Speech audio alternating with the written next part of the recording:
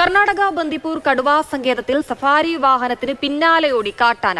വിദേശ സഞ്ചാരികൾ അടക്കമുണ്ടായിരുന്ന വാഹനത്തിന് നേരെയാണ് ആന പാഞ്ഞെടുത്തത്.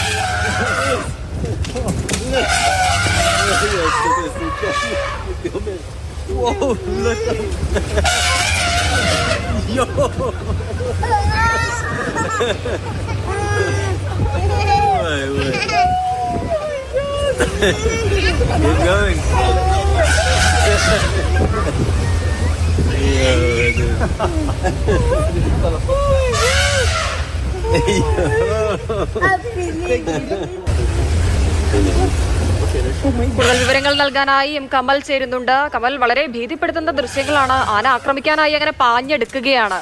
പ്രത്യേകിച്ച് പ്രശ്നങ്ങളൊന്നും ഇല്ലാത്തത് വലിയ ആശ്വാസകരമായ ഒരു കാര്യമാണ്. അത് എപ്പോഴാണ് ഈ സംഭവം നടക്കുന്നത്?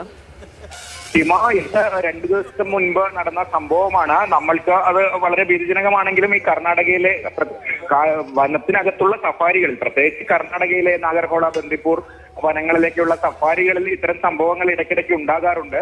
പക്ഷെ അവിടുത്തെ സഫാരി വാഹനങ്ങളിലെ ഡ്രൈവർമാർ വളരെ പരിചയസമ്പന്നരാണ്.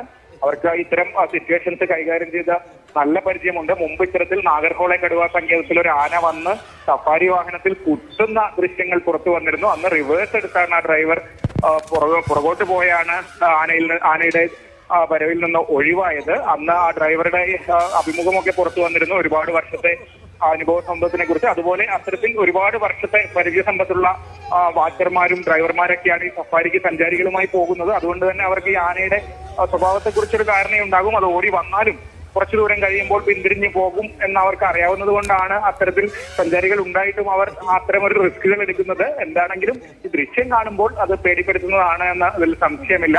ആന വാഹനത്തിന് പിന്നാലെ ഓടുന്നു, കുറെ ദൂരം ഓടിയ ശേഷം തിരിഞ്ഞു പോകുന്നു. ബന്ദിപ്പൂർ കടുവാ സങ്കേതത്തിൽ നിന്നുള്ള ദൃശ്യങ്ങളാണിത്. ശരി, കർണാടക ബന്ദിപ്പൂർ കടുവാ സങ്കേതത്തിൽ നിന്നുള്ള സഫാരി വാഹനത്തിന് പിന്നാലെ ആന പാഞ്ഞെടുക്കുന്ന ദൃശ്യങ്ങളാണ്. വളരെ ഭീതിപ്പെടുത്തുന്ന ദൃശ്യങ്ങളാണ്. 2 ദിവസം മുൻപുള്ളതാണ്. കമലാണ് കൂടുതൽ വിവരങ്ങൾ പങ്കുവച്ചത്.